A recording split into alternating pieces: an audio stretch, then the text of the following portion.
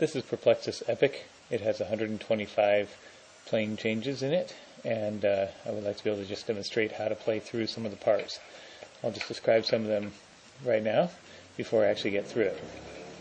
The starting position is an easy place to get the ball onto, and it's just a matter of getting it turned around, and then it says start on the left here, and it says practice C on the right.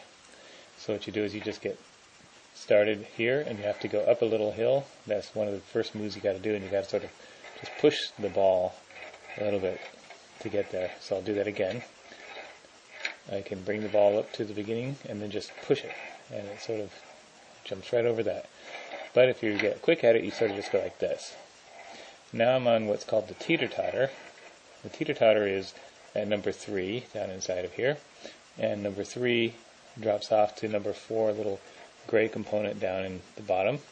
And so I'm going to get the ball over to number 3, and you'll see that it will catch on there and tip.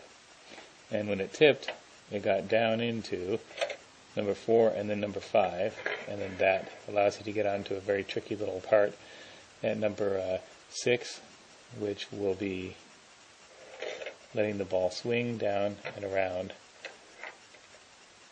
and then onto a long straight section. So that's how you get started, and then I'll just get you into some other kind of tricky moves. At number 18, there's a section called the corrugated track, and this little section right here, the upper side has little curvy, bouncy portions on it, and you'll see that it's kind of like a washboard. I can get stuck partly through, and so to be able to move, I can sort of just hop the container a little bit, and you can see I can subtly move back and forth. Now I'm at a section at number 19. If I drop down into this little hole, I will be at 20. It's a very particularly difficult spot that you have to just get used to. What I'm going to do is turn very carefully and then flick the container and get the ball into number 21. One of the nice things about Perplexus is that it is a portable game, and so now I'm at a park. We have a family party going on, so I just need to be able to keep on trying to get through this. I'm at number 25, and I'm at what's called the double-sided swish and fling. And the reason it's called that is because you have to go swish, fling to get around. And now I'm on the back side of the same U-shaped turnaround, and then now the back side of the swish and fling. Oh, and I fell off. And number 28 is something called the uphill climb. It's a very steep ride up onto the high plateau, and then you'll be coming around to what's called Dead Man's Curve, a very particularly scary location, and you have to end up going down to here. So here's my attempt. Doing that little flinging motion, able to get up to the top of, right at the peak of Dead Man's Curve, and here I go. Yes! Made it. And now I'm at what would be the Practice A location. At Practice A, number 33, you can get on there and start moving along. Number 35 are the wire rails, and you have to traverse this by changing your X, Y, and Z locations continuously. It is a compound curve, and it's just a matter of being nice and careful, and then eventually what will happen is I will get off backside of Dead Man's Curve, and then I keep going from there. At number 43 is a move called the up ramp, and it is a spiraling upwards movement that you go up the hill and then you drop inside, and I'll show it from the other point of view. This is the back side of the up ramp at number 45. And what I have to do is get up that hill, but it's kind of wants to resist because it's going up. So you've got to orient just right to get it up to the top and then drop the ball inside. Now that it's inside, you can see it on the back side over here. I have to very carefully turn this around, and I just fell off. I'm going to be going uphill, drop inside, now carefully turn it upside down, and fling. Now I'm on the other side of the up ramp, going uphill again to 45. Whew. Particularly difficult place for me to get across, so I thought I'd try to show right here. I'm going to be going around the tube and then dropping down over this cliff onto a wavy track and then across a very curvy snake piece. So here goes. It has to go uphill, and then it speeds up, and then you gotta, oh! Okay, I'm going to try that one again. This is at number 49. Now, I'm very carefully going to drop over that cliff. Oh, Good. Okay, the snake again. This is at number 50 to 51. And then the turnaround is 52. So, very delicate little wobbly. Turnaround is a little circle turnaround. Back side of the same piece, the snake. Let it snake itself around. There, did it. Yahoo! Right around the corner from the snake is a nice little location because it is practice B at number 56. Now a very fun kind of place is the stairs. This is the front of the stairs. There's also the back side. So you have to go down these steps and then up the rise of that one.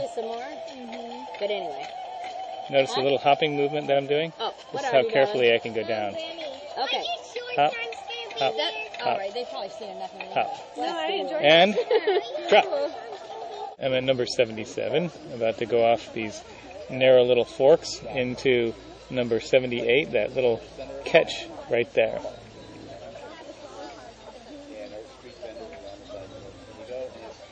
Yes.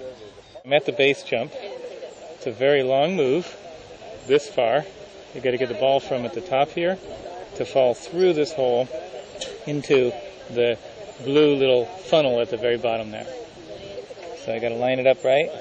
The best place to line it up is where you can see almost down into it. Yeah, perfect shot. Now I'm inside the tube. Favorite places is the bottom side of the carriage, and you'll see that there is a number 85 deep inside of there. Possibly be able to see it in this kind of glare. And I've got to go down these little tiny steps onto the back side of the carriage, which I'm about to do. I'm letting the ball hop down, and it catches right on the carriage. Now, carefully, the carriage will roll very smoothly, but I'm just trying to go slow here to show you what's going on. I'm going to let it just go right across and fall through a hole right here onto the inside of this structure.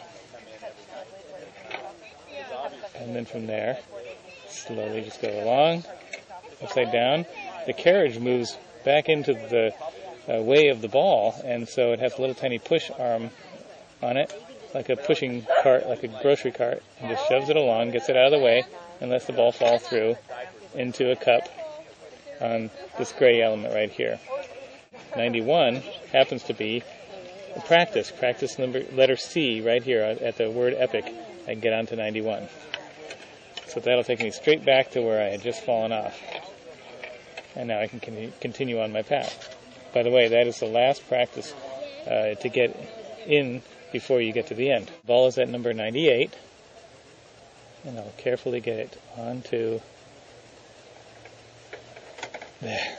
Land it into the teeter-totter. And it's sitting there nested. But what happens is the teeter-totter drops down, and now it's out of alignment for getting into this little scoop. So I've got to tip the Perplexus until the ball begins to roll across the teeter-totter and into number 100, and I'm out at 101. Yeehaw! I'm back at 102 again, and ready to go on to the serpentine.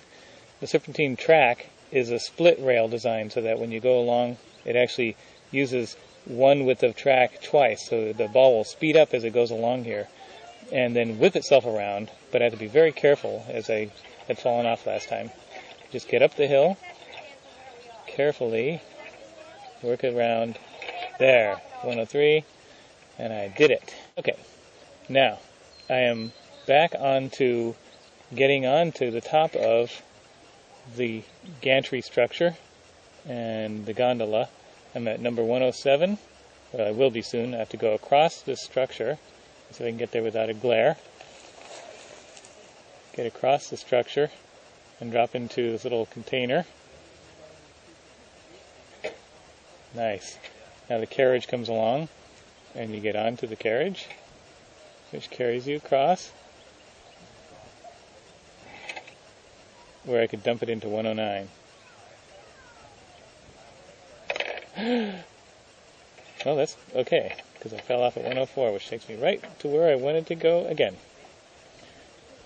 Okay, here I go across. Yeah, nice landing into the carriage or gondola. And back to 109. I did it again.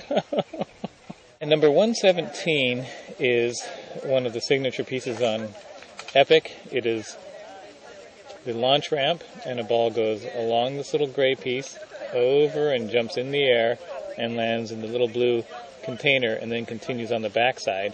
And this is very near the end, because it goes to 125, and this is number 117.